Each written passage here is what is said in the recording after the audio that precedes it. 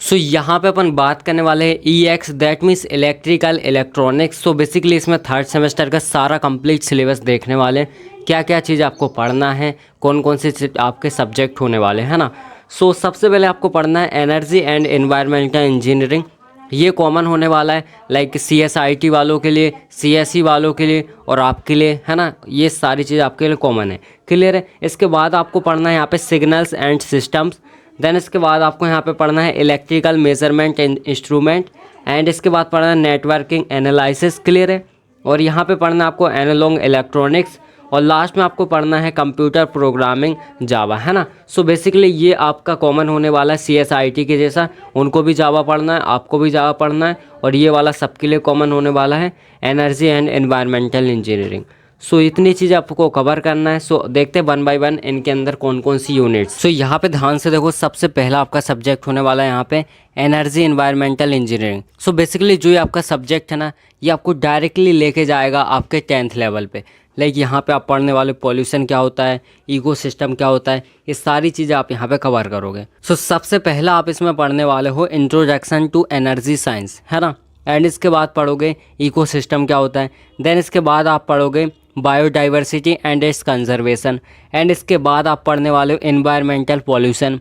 4th number पे आप पढ़ने वाले हो social issue and the environment. And इसके बाद आप पढ़ने वाले हो लास्ट में फील्ड वर्क। इतनी चीज़ आपको इसमें कवर करना है। यहाँ पे ध्यान से देखो, 2nd नंबर पे आपको पढ़ना है यहाँ पे सिग्नल्स एंड सिस्टम्स। बेसिकली इसमें क्या पढ़ना है, सबसे पहले आपकी यूनिट होने वाली classification of signals and systems.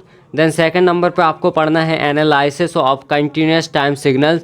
3rd number पे आपको पढ़ना है linear time invariant continuous time systems. और यहाँ पे 4th पे आपको पढ़ना है analysis of discrete time signals.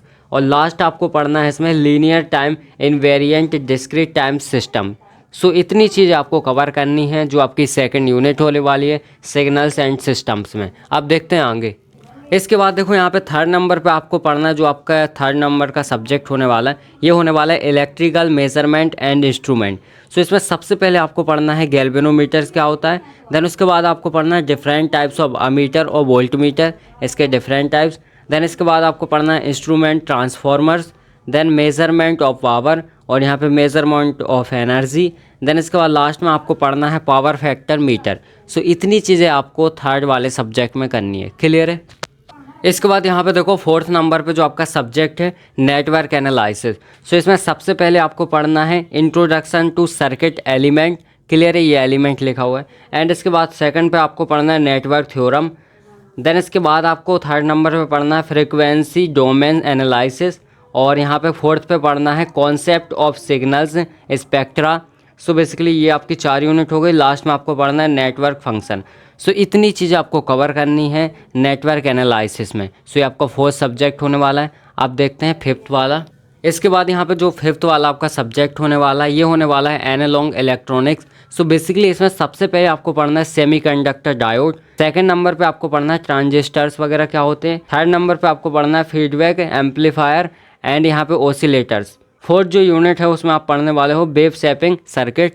Then इसके बाद लास्ट में आप पढ़ने वाले हो ऑपरेशनल एम्पलीफायर। इतनी चीज़ आपको कवर करनी है जो आपका 5th सब्जेक्ट होने वाला है एनालॉग इलेक्ट्रॉनिक्स, क्लियर है यहाँ पे। अब इसके बाद यहाँ पे देखो लास्ट नंबर पे आपका होने वाला है जावा प्रोग्रामिंग लैब। बेसिकली इसमें आपको क्या क्या पढ़ना है, सबसे पहले तो आप इंट्रोडक्शन पढ़ोगे जावा का, है ना। देन इसके बाद 2nd नंबर पे पढ़ोगे आप declaring objects and introducing methods, clear है।